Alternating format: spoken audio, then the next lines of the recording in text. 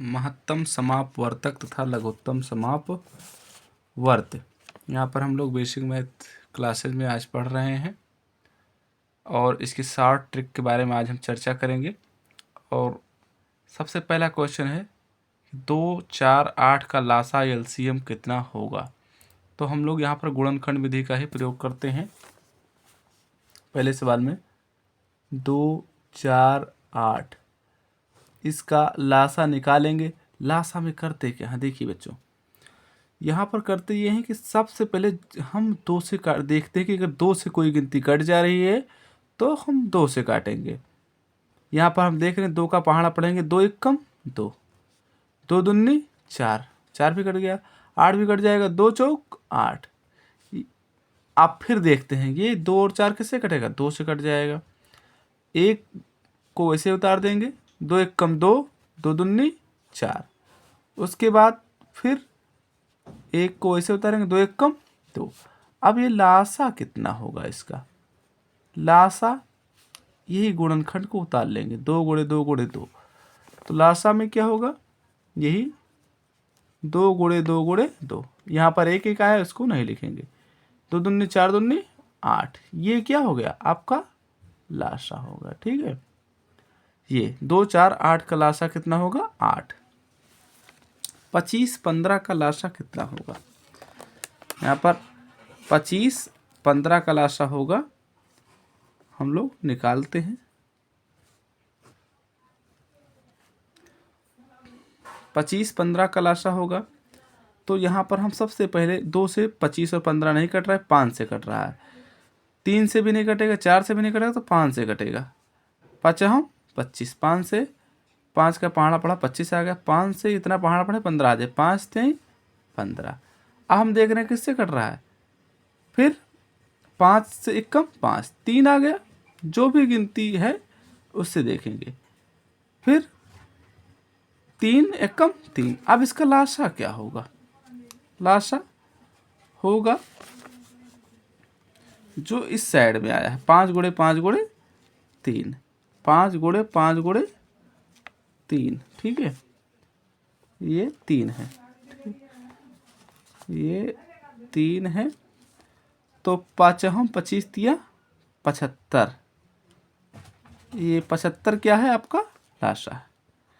ये लासा आप लोगों ने देखा कि 25 और 15 में हमने सबसे पहले 5 से भाग किया, फिर 5 से, फिर 3 से, और ये तीनों गुण जो भी होगा यहाँ से यहाँ तक वो तीनों में देखेंगे गुणनखंड में, लासा और 75 आ गया, ये आपका आंसर है। इसके बाद देखते हैं मासा 14, 21, 42, ये गुणनखंड विधि समझाएंगे। ये दूसरी विधि है, एक भाग विधि होती है, हम लोग आपको गुणनखंड विधि से समझाएंगे। अलग अलग कर लेंगे तीनों का गुणनखंड, 14 का अलग, 21 का अलग कर लेंगे और 42 का अलग कर लेंगे। ठीक है, 2 से 14 को भाग करेंगे, 2 सत्ते 14, 7 किसी से नहीं कटेगा, 7 7 से ही कटेगा। ठीक है, तो 7 1 कम 7, इसका गुणनखंड आ गया इतना। 21 किसी से नहीं कटेगा, किससे कटेगा, या तो खुद 21 से कटेगा, या तो 3 से, या तो 7 से। 2 से नहीं कटेगा, 2 से नहीं कटेगा तो 3 से, 3 से थे 21, 7 1 कम 7। ठीक है, अब 2 से कट जाएगा क्योंकि 2 का पहाड़ा पर 21 दूनी 42। फिर 2 से नहीं कटेगा तो किससे कटेगा, 3 से थे 21, 7 आ गया, 7 1 कम 7 आ गया। ठीक है, 7 1 कम 7। अब इसमें हम ये गुणनखंड विधि से हम लोग यहाँ पर देखें सबसे आसान ट्रिक मासा लगाना, यानी एचसीएफ निकालना सबसे आसान विधि, चाहे जितना बड़ा क्वेश्चन क्यों ना हो। तो 14 बराबर यहाँ पर कितना है, इसको इस साइड में देखते हैं। 14 बराबर ये गुणनखंड सामने का लिख लेंगे, 2 गुणे 7। फिर 21 बराबर क्या लिख लेंगे, 3 गुणे 7 जो आया। 42 बराबर 2 गुणे 3 गुणे 7। अब देखेंगे इन तीनों में कौन सा कॉमन है। 2 इसमें इन दोनों में नहीं है, 3 इन दोनों में, इसमें नहीं, 7 तीनों में है, 7 तीनों में है, तो इसलिए क्या होगा HCF बराबर 7। ठीक है, मासा कितना हो जाएगा इसका? 7। जो तीनों में कॉमन होगा वही मासा होगा। ये अगला सवाल देखते हैं। तो यहाँ पर 9 का निकालेंगे सबसे पहले। 9 का निकालेंगे और 9 किससे कटेगा? 3 त्रिका 9, फिर 3 एकम 3, ये गुणनखंड इसका निकालेंगे। फिर 12 का गुणनखंड निकालेंगे। ठीक है, 3 से सबसे पहले कैसे काटेंगे? 2 से, 2 छक 12, फिर 2 से कट जाएगा 6, 2 3 6, 3 एकम 3। ठीक, फिर 18 का निकालेंगे। सबका अलग अलग गुणनखंड करेंगे। सबसे आसान विधि है ये।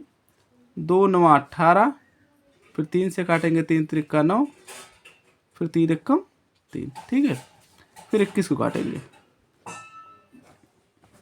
3 किससे कटेगा? 21 किससे कटेगा? 3 से, 3 से 21, 7 एकम 7।